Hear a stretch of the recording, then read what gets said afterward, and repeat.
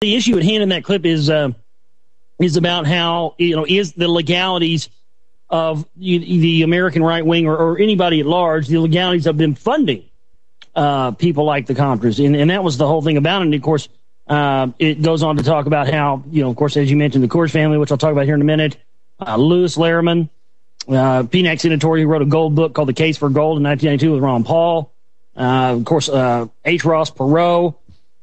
And of course, they also talked about how the Reverend Sun Myung Moon had given them $14 million. And so they have footage, and they show Singlab down there with the Contras training them, and they mention how he's a staunch anti-communist.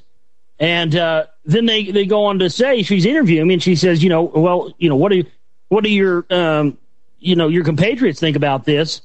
You were fired from your job as from the Army, and then you're allowed to do this. And he said, point blank, so far nobody's told me that I shouldn't be doing what I'm doing, so I take that as indirect encouragement. And of course, we know that before that, if you don't do the research, as I mentioned in the film, we know that prior to that, he had briefed the Pentagon and given a presentation at the Pentagon prior to that on the possibility of communist threats in South America, threatening the locals who were not communists and trying to basically take over South America and Latin America with communism, which was a complete lie at that point. This was a religious-based war that was coming from the World Anti-Communist League with money just pouring in like a bottomless pit from the Reverend Sun Myung Moon. Now, how the Coors family ties into all this, and this is one of the interesting aspects. It kind of shifts gears, because one of the things about the group that you'll find is that you have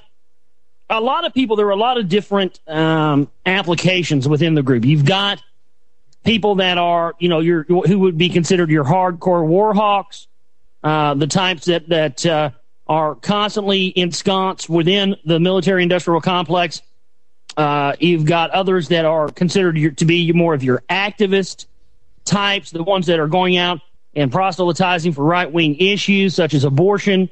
And you've got people like Phyllis Schlafly, who's always been anti-feminist. So you've got various people. And then you have what I call the money players, Lee. And these are the people that basically get involved because sometimes they've had everything from a what do you call it, like a born-again type of epiphany where now they're involved and become Christians. That's certainly what happened with the Coors family. A great book to go and read, and I have it right here. A great book for people to check out to get here. A lot of this information we're talking about tonight is a book by Russ Belant called The Coors Connection. It was published in 1989. You can go check that book out, get it really cheap on Amazon. You can go right there to oraclebroadcasting.com. There's an Amazon link. Go there, type in Coors Connection, get that book right now.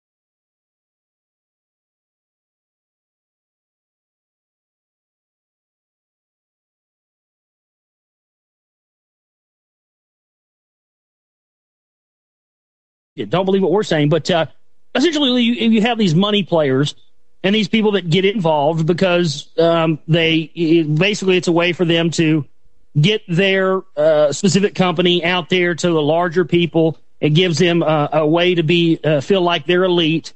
And also what it does is it gives the CMP a way to get large amounts of funding for their operations. And in exchange, what they give people like, say, the Coors family, is what they give them in exchange for that is because the Council for National Policy has a 501c3 tax exemption.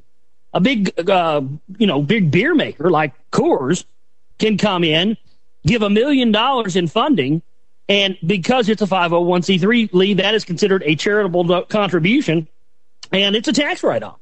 So in exchange for big money, That's why I always tell people, look, not everybody involved in these groups are up to nefarious purposes. It's just for them, it's a way for them to feel elite. It's a way for them to network. It's a way for them to get their product out there, and a way for them to get a big tax cut. But the thing is, they don't realize that they're being used by these people in the military-industrial complex to basically fund black ops so they can go off the books of the federal government. That's what it really boils down to. And a couple of weeks ago, there was an article, a mainstream news article. I don't know if you heard it. I don't know if I ever heard you cover it, Lee, but a couple of weeks ago, there was a mainstream news article that came out that said essentially what they were doing in South America now, they've been busted doing over in Iraq and Afghanistan, and that's trying to convert Afghanis and Iraqis over to Christianity and doing it with all this secretive funding. Right. It sounds like it's the same type of operation, only now what they're doing is they're using the fear of Islamic terrorism. It's the same operation, only the names are different. So instead of going after worldwide communism, you're going after Islamic terrorists around the world. But the operation is largely the same. Sure, and people can go, if people go into the search engine and go to Google right now and type in Newsmax.com, Council for National Policy. That's all you have to type. It'll come right up, be the first thing that comes up. And there's an article, because that's one of the key things. Again, for those of people that aren't aware, we didn't really talk about this earlier. The Council for National Policy meets 3 times a year in total secrecy. They meet in posh hotels. And they also meet in the same similar hotels that the Bilderberg Group meets in, except they don't release their membership list to the public. Every member of the group has to be vetted by every other member who's a current member of that group. And one of the things about it is that none of the media outlets are allowed in. The only officially allowed news agency within the CNP is, of course, WorldNet Daily. Well, wow, isn't that interesting? And WorldNet Daily with Jerome Corsi. Jerome Corsi's a member.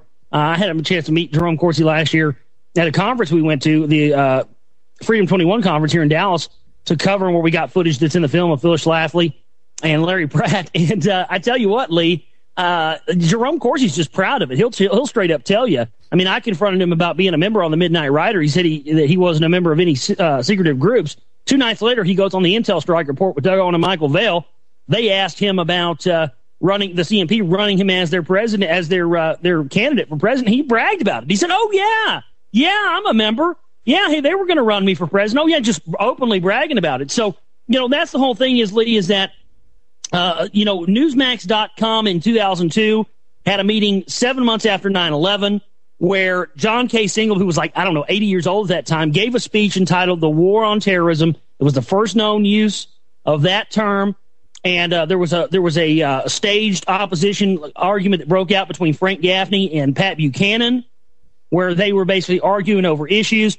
But this was the meeting, Lee, right after 9/11, where they solidified the war in Afghanistan, the invasion of Iraq. They also discussed what was going on in the Gaza Strip with what we've seen between Israel and Palestine right now. They were openly discussing everything that we've seen and really the playbook and the play-by-play for what has happened since 9/11. Now, you tell me, Lee, how are these clowns on Patriot Radio going to go on like we know they've been doing? We'll get into that later in the show. But how are these clowns going to go on air now here and say that, this group doesn't mean anything, and it doesn't mean anything that these people in the Patriot movement are involved in this group, when they laid out the plan 6 or 7 months after 9/11 for everything we've seen since then? Well, yeah, Josh, obviously this is a very important group. I think that's obvious. And we're up against our break, unfortunately. There's some riveting information. And, you start looking at this group and you start looking at some of their more recent activity and how they were involved in vetting Sarah Palin and John McCain before they became the nominees for president and vice president on the Republican ticket for president. So, all this stuff is very interesting, very fascinating, but we have to break again. And on the other side, we'll dive more into the Council for National Policy. And, folks, stay with us. We'll be right back. All right, welcome back to the show. I'm joining with Josh Reeves. You can check out his website, secretrightmovie.com, for more information on the new documentary film, The Secret Right.